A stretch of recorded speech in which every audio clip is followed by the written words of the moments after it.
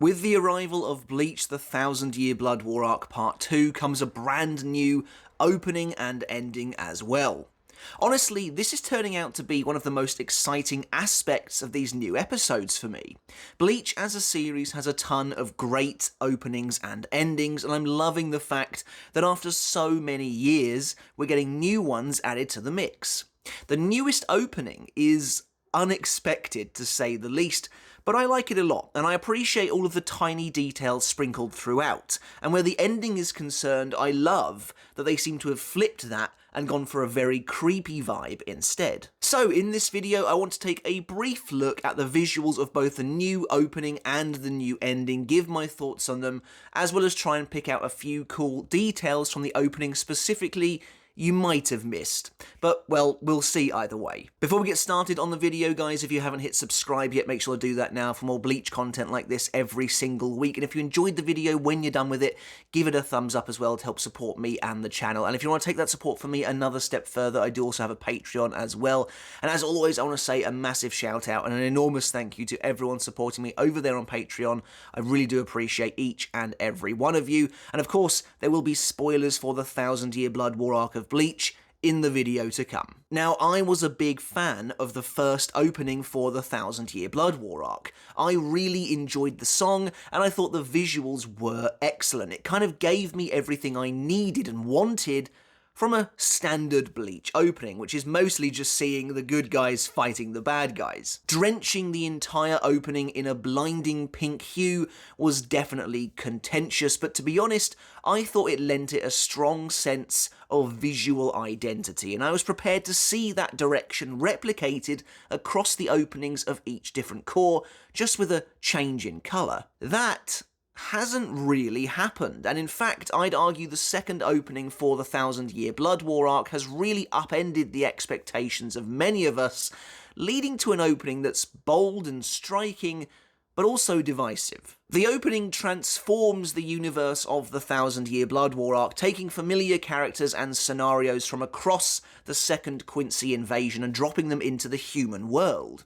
Here we get to see characters interacting with human scenarios like karaoke, sports, bars, and more. In this way, it reminds me a lot of Stay Beautiful, which I think was ending 23, which did very much the same thing, and I imagine the majority of you probably made that connection as well, almost as soon as you saw what they were going for.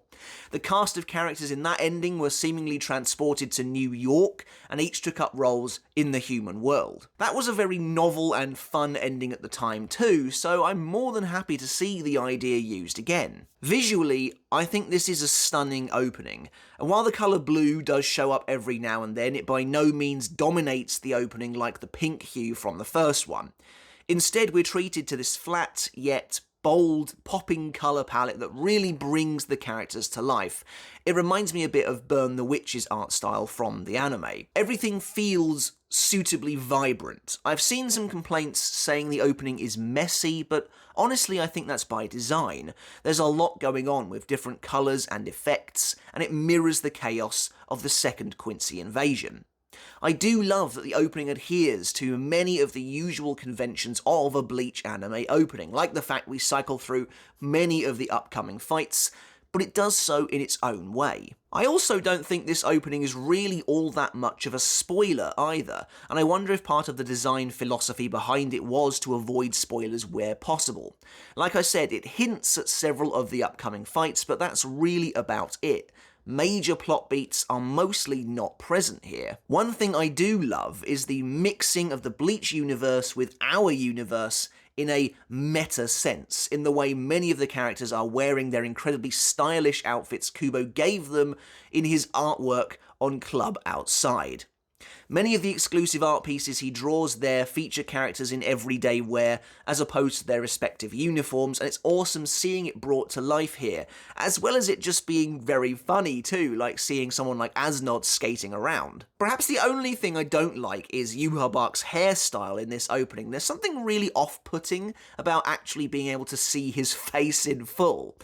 Now, I can maybe understand the complaints that the opening is too upbeat in general, considering we're fully in the swing of the war arc now, but I think you kind of need to go into this opening ready to embrace the silliness. When I first watched the opening, I thought Yhwach descending on his helicopter was really dumb, but I'm coming round to it the more I see it, plus it just makes me think of Seto Kaiba every time. Anyway, I've combed over the opening to try and find as many little Easter eggs as I can, so I just wanted to outline them here in case you'd missed any. I'm sure I've missed plenty too, so please let me know of any that I don't mention here down in the comments. I'd love to see them all if possible. So the opening starts with Ichigo in the Seirete in his full-bring Shikai outfit. He starts to run, we see the Sokyoku Hill pass by in the background, and it all perhaps symbolises the move from the Lost Agent arc into the next one.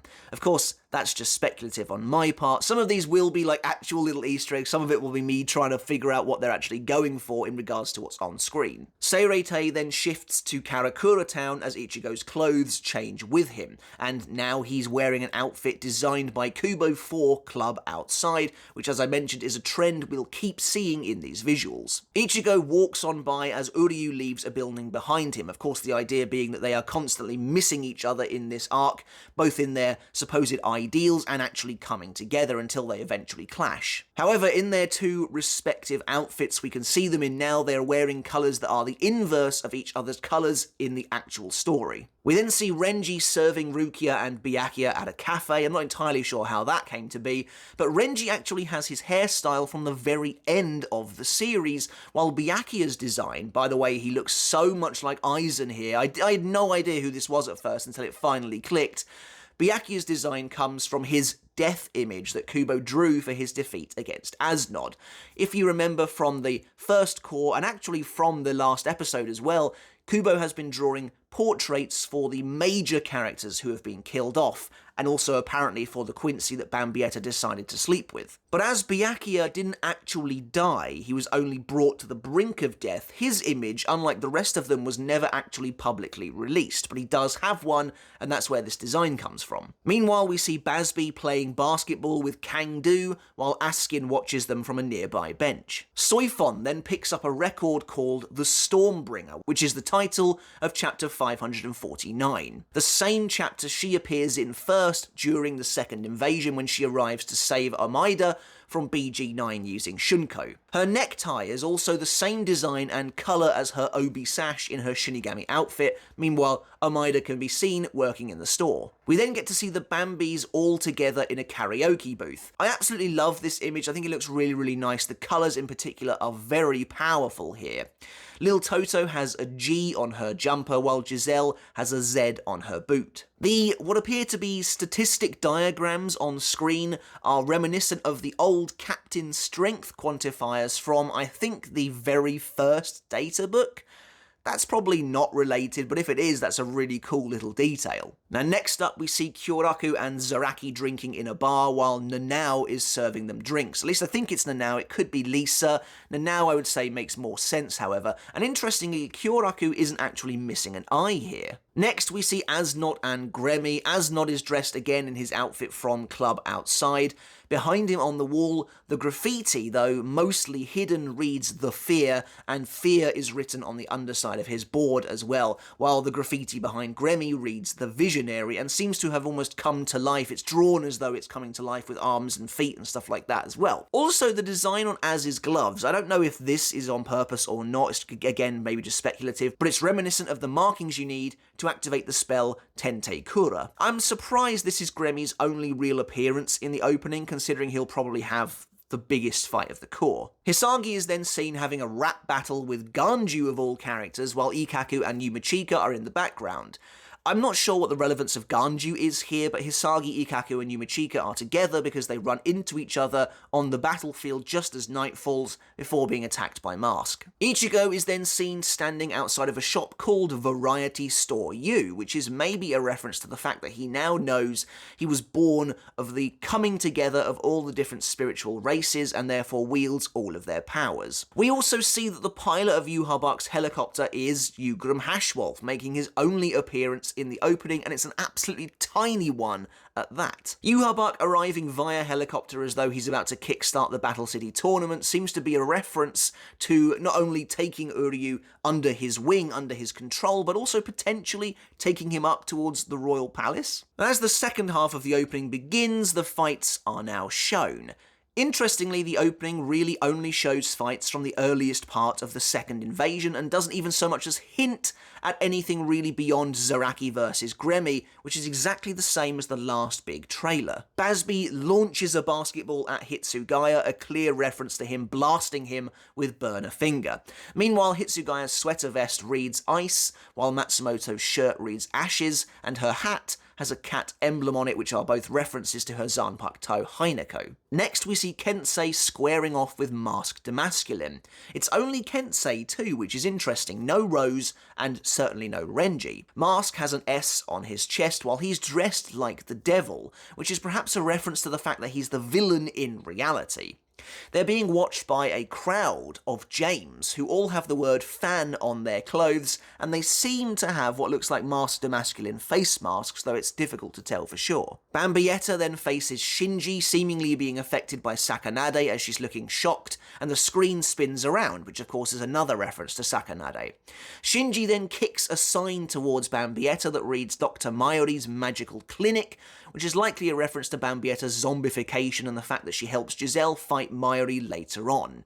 However, the sign is backwards, another reference to Shinji's Sakanade. Suifon then leaps from the top of what appears to be a Halloween-themed Christmas tree. I don't really know what the reference is there. No longer wearing her coat from before, she's actually wrapped in Christmas lights. They're running around her arms and trailing off her back, which of course represents her using Shunko, which is also presumably why she's no longer wearing a coat. Asnot then skates into view, that's not something I ever thought I'd say, and tries to punch Rukia, only to get wiped out by a cloud, a burst of cloud, from a fire extinguisher that she uses against him. The massive blast of white foam, of white smoke, is clearly a reference to Rukia's bankai, and the enormous white haze that's unleashed when it's activated. We then see Orihime looking at what seems to literally be Instagram, I think, although she doesn't actually have a picture for her profile, which is weird, at a picture of Ichigo, Chad, and Uryu all hanging out together. We then see the present day. Orihime and Chad are in the same place with the clock tower behind them, but their friends are both missing. Obviously, this is basically showing us that Chad and Orihime spend a decent chunk of this arc alone together, and Ichigo and Uryu are both off doing their respective things, preparing for battle, and Orihime's kind of looking at it wistfully, obviously wanting for those better times to come back again. Meanwhile, Chad's jacket has a pair of tigers on it, referencing his name. Zaraki drops a bouquet of bellflowers off of a bridge, the bellflower being the insignia of the 4th Division, before leaving, clearly representing the fall and death of Unohana in the first Cour, and Zaraki taking up her name and moving on. It's quite a poetic moment and, surprisingly somber for Zaraki. Around his neck, Zaraki is wearing a necklace that features an Oni demon's head.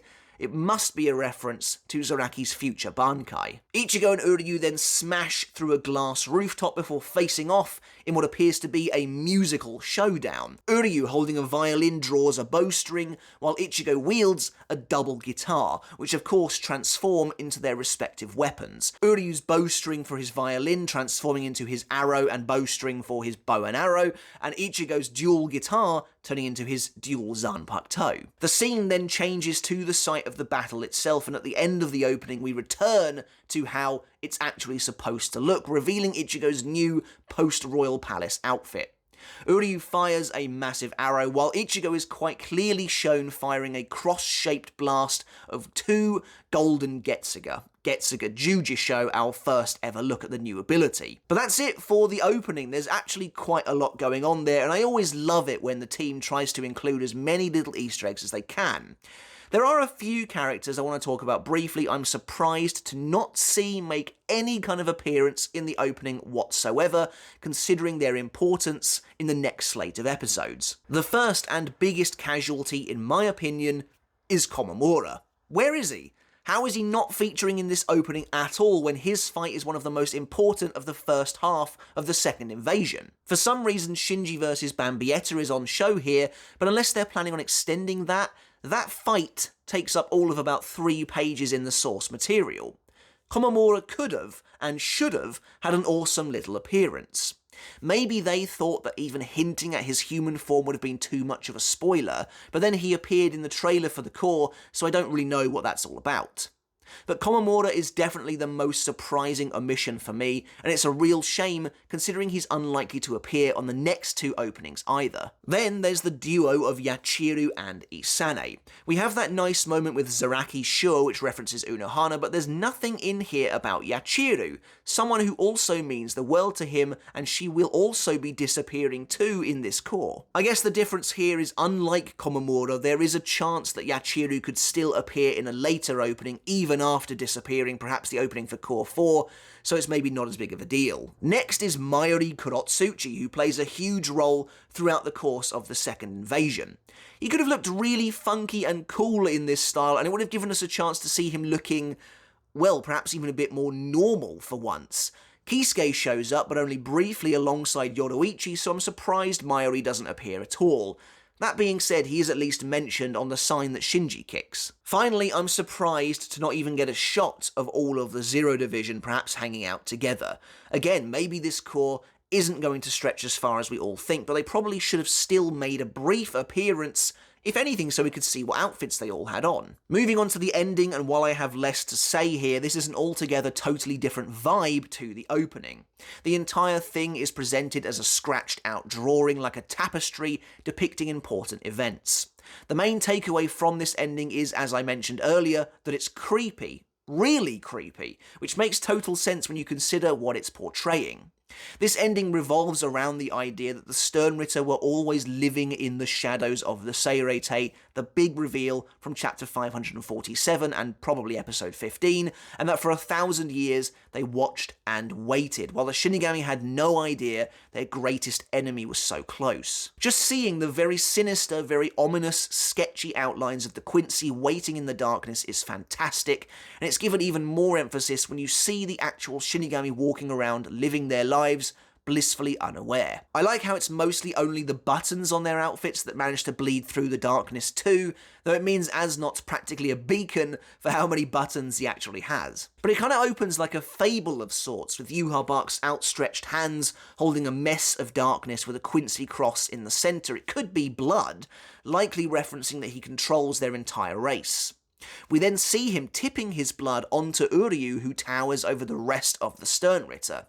Interestingly, there's no sign of the Schutzstaffel here, including Askin, which might be a hint that we'll at least reach chapter 599 in this Cour. But I love seeing them standing in the darkness with the streets of Seirete right behind them. There's something ghostly about them all, ethereal, like they're long gone, but also not really. They're lingering in the shadows, like ancient memories of the Soul Society itself. And then at the very end, it reveals the Soul King, his cocoon, being one of the only images that's not black and white. But that's it for this brief video looking at both the new opening and the new ending for the 1,000 Year Blood War Arc Part 2, The Separation. Let me know in the comments, what do you think of the new opening song, the new opening visuals, the new ending song, the new ending visuals?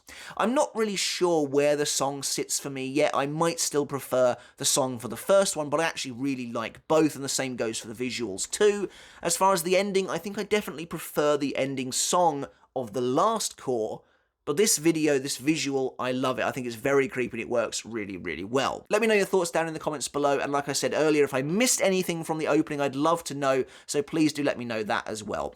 But until next time, guys, make sure to hit subscribe if you haven't done already, give the video a thumbs up if you enjoyed it, and until then, I'll catch you later, and I'll see you then.